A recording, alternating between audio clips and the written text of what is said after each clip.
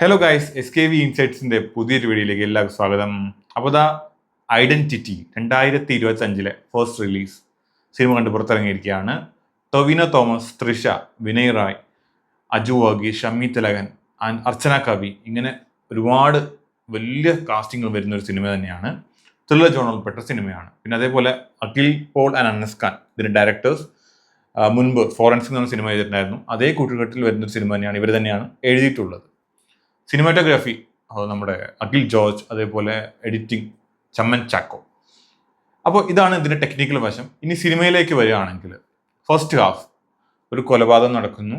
അതിനെ ചുറ്റിപ്പറ്റി ഒരു കൊലയാളി, അതിനൊരു ദൃക്സാക്ഷിയുണ്ട്. ആ ആളെ ഫോളോ ചെയ്തിട്ട് കൊലയാളി എത്തുന്നുണ്ട്. അതേപോലെ ആ ദൃക്സാക്ഷിയെ പ്രൊട്ടക്ട് ചെയ്യാൻ പോകുന്ന പോലീസ്. ഇങ്ങനെ പോകുന്ന ഒരു സിനിമ. അത്യാവശ്യം ട്വിസ്റ്റുകൾ ഇന്റർവെല്ലിനോട് തൊട്ട് മുന്നേ ആയിട്ട് സംഭവിക്കുന്നുണ്ട്. അങ്ങനെയാണ് ഒരു ഫസ്റ്റ് ഹാഫ് എൻഡ് ചെയ്യുന്നത്. നല്ല രീതിയിൽ ഇമ്പാക്റ്റും ഒക്കെ ഉള്ളൊരു നല്ല ഇമോഷണലി കണക്ട് ആവുന്ന രീതിയിലായിരുന്നു ഫസ്റ്റ് ഹാഫ്. പവർ പാക്ഡ് ഒരു ഫസ്റ്റ് ഹാഫ് തന്നെയായിരുന്നു. സെക്കൻഡ് ഹാഫിലോട്ട് വരുമ്പോൾ കുറച്ച് ഭാഗത്തോ അടുക്കുന്നതോറും നല്ല രീതിയിൽ പീക്കിലോട്ടെത്തും സിനിമ.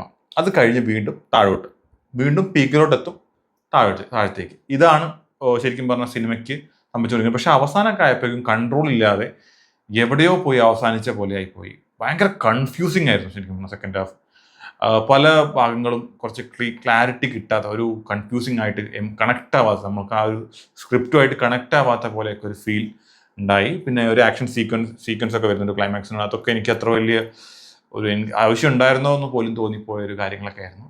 ബട്ട് ഫസ്റ്റ് ഹാഫിനെ അപേക്ഷിച്ച് നോക്കിയാൽ സെക്കൻഡ് ഹാഫ് ഒന്നും ഇല്ല എന്ന് തന്നെ പറയണം.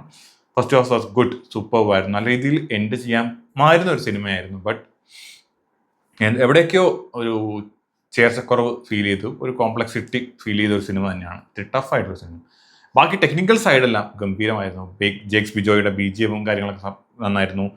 ടൊവിനോ തോമസിന്റെ ക്യാരക്ടറും അത്യാവശ്യം ആൾ നല്ല രീതിയിൽ വർക്ക് ചെയ്തിട്ടുണ്ട്. നല്ല രീതിയിൽ തന്നെ ആളുടെ character wise it was good, സൂപ്പർവായിട്ട് തന്നെ അദ്ദേഹം ചെയ്തിട്ടുണ്ട്.